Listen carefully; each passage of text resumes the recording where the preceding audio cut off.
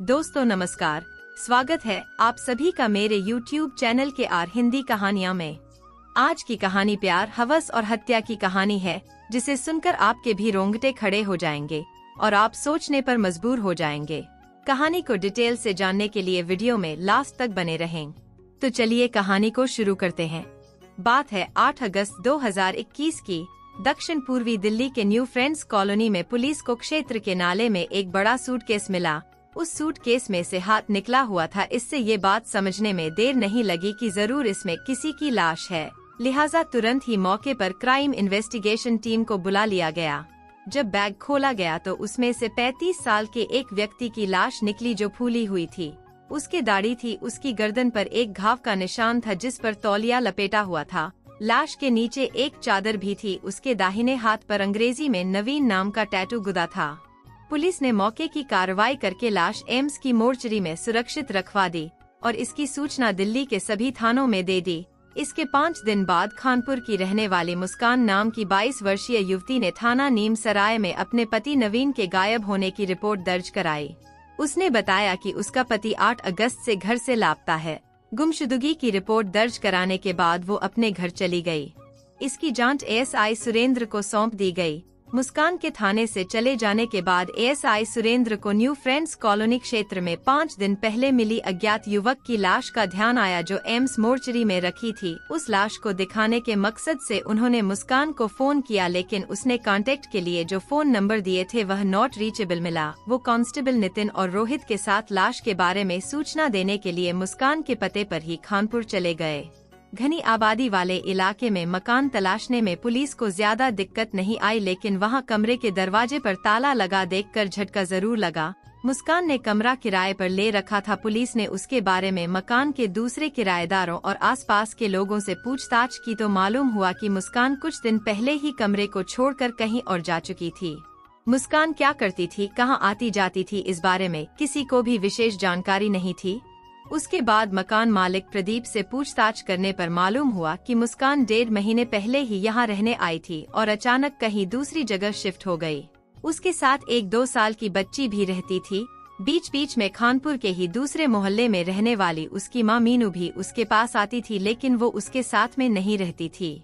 48 वर्षीय मीनू को मोहल्ले के कई लोग जानते थे। आजीविका के लिए वो घरेलू नर्स का काम करती थी। बताते हैं कि उसकी अपने पति विजय से नहीं बनती थी। अब पुलिस के सामने एक नई समस्या आकर खड़ी हो गई कि अपने लापता पति की शिकायत करने वाली ही लापता हो चुकी थी। मुस्कान को तलाशने के लिए पुलिस टीम ने तस्वीरें दिखाकर और उसकी हुलिया बताकर डोर टू डोर पूछताछ शुरू कर दिया। थोड़े प्रयास के बाद पुलिस को सफलता मिल गई। उसका ठौर ठिकाना तो नहीं मालूम हुआ, लेकिन एक नई बात की जानकारी जरूर मिल गई।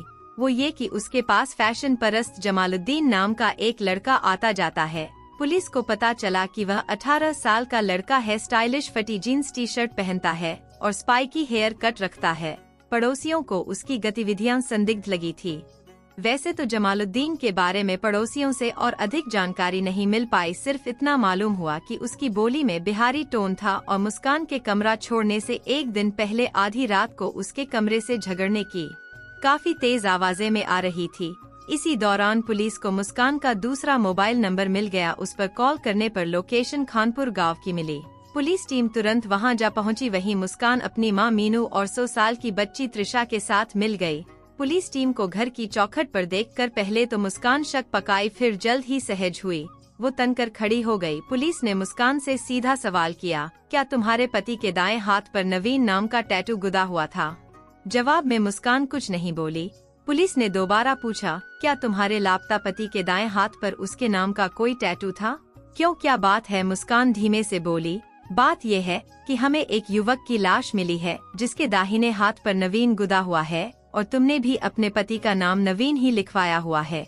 पुलिस को बताया, मैं उसके बारे में कुछ नहीं जानती। मुस्कान बोली और इधर उधर झांकने लगी। पुलिस टीम ने महसूस किया कि मुस्कान कुछ छिपाने की कोशिश कर रही है। तभी एक कांस्टेबल ने मुस्कान के हाथ से उसका मोबाइल फोन ले लिया। गैलरी खोलकर उसमें डाउनलोड तस्वीरें खंगालने पर नवीन की हाथ उठाए हुए तस्वीर मिल गई। उस लाश की तस्वीर से पूरी तरह मेल खा रही थी। उस तस्वीर में भी नवीन के दाएं हाथ पर नवीन नाम का टैटू दिख रहा था। बाद में इसकी पुष्टि नवीन के भाई संदीप ने भी कर दी। पुलिस टीम ने मुस्कान से पूछा, तुम्हारे लापता पति की लाश मिली है और तुम्हें जरा भी दुख नहीं हो रहा है? आखिर बात क्या है? क्या करूंगी, दुखी होकर वह लौट तो नहीं आएगा ना? मुस्कान बोली। फिर भी तुम्हारी बहुत सारी यादें जुड़ी होगी उसके साथ, 2-4 बूंद आंसू ही बहा लेती उसके नाम का।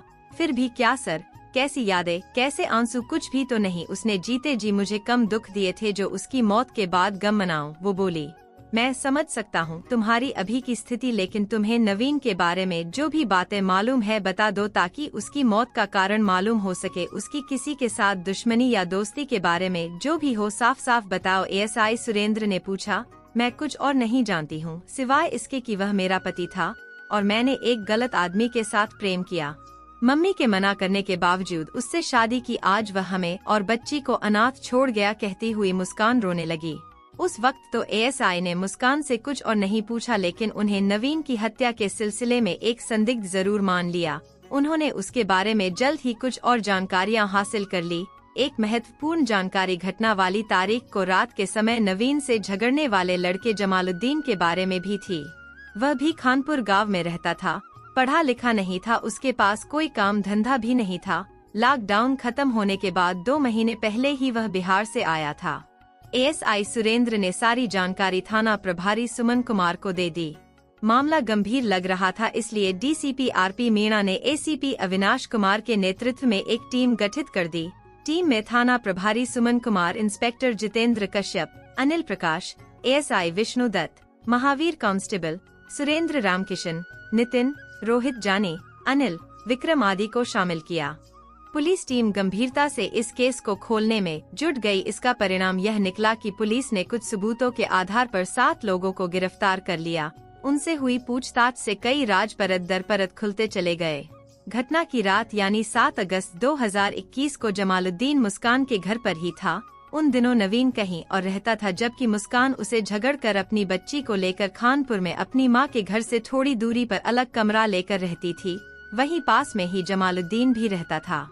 अकेली लड़की को देखकर पहले तो वह उसके इर्द गिर्द मंडराता रहा, फिर जल्द ही मुस्कान ने ही उससे जान पहचान कर ली और उससे कोई काम तलाशने के लिए कहा। हालांकि जमालुद्दीन भी काम की तलाश में था। 8वीं पास मुस्कान डिलीवरी गर्ल का काम कर चुकी थी। मर्डर मिस्ट्री का राज खुल जाने के बाद पहली गिरफ्तारी मुस्कान की हुई थी। उसने अपने पति की हत्या के बारे में विस्तार से बताया कि किस तरह से नवीन की गर्दन में चाकू घोंपकर हत्या की गई। उसकी मौत के बाद कैसे जमालुद्दीन ने बाथरूम में उसकी लाश को नहला धुलाकर खून के दाग धब बेसाफ किए थे और उसने खुद कमरे में फैले खून को साफ किया।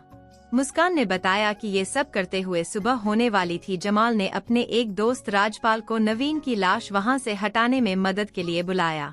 नवीन और जमाल ने खून से सने कपड़े चिराग दिल्ली के नाले में फेंक दिए थे। तब तक दिन निकल आया था। जमाल उसी दिन अपने घर से एक ट्रॉली बैग लाया, उसमें नवीन की लाश ठूस ठूस कर पैक कर दी। उस बैग को जमाल अपने दोस्त के साथ ऑटो से ले जाकर सुखदेव विहार के नाले में फेंक आया। मुस्कान की गिरफ्तारी के बाद पुलिस टीम को मोबाइल नंबरों की कॉल डिटेल्स मिल गई, जिसमें जमाल का साथ देने वालों में विवेक उर्फ बागड़ी और कौशलेंद्र का भी नाम आ गया।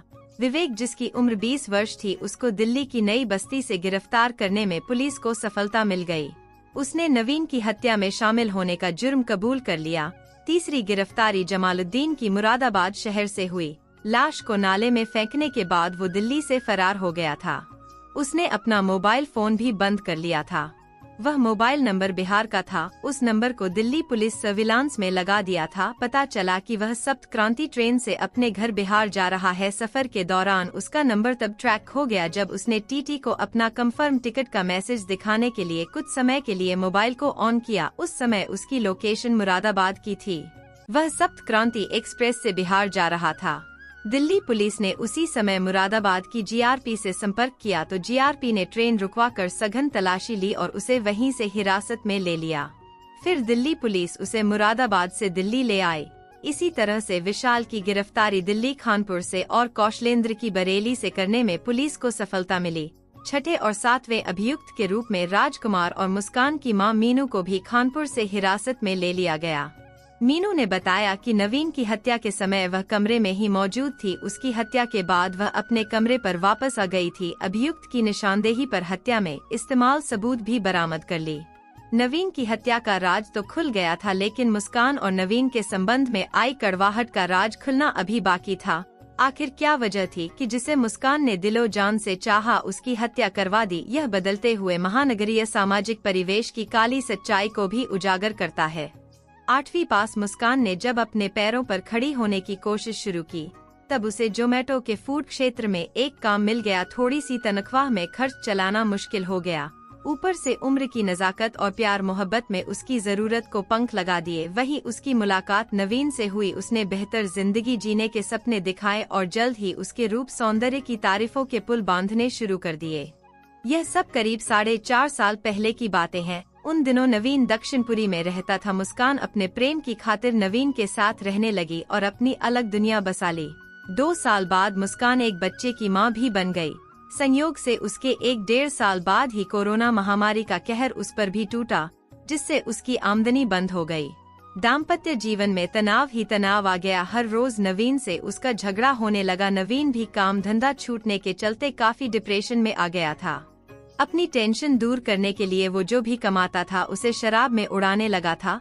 मुस्कान इसका विरोध करती तब वो मारपीट पर उतारू हो जाता था। करीब 7 महीने पहले जनवरी में एक दिन मुस्कान अपनी बच्ची को लेकर मां मीनू के पास देहली खानपुर आ गई। वहां भी नवीन बार बार आने लगा, लेकिन जब भी आता था नशे में धुत रहता था और मुस्कान को गालियां बकता था।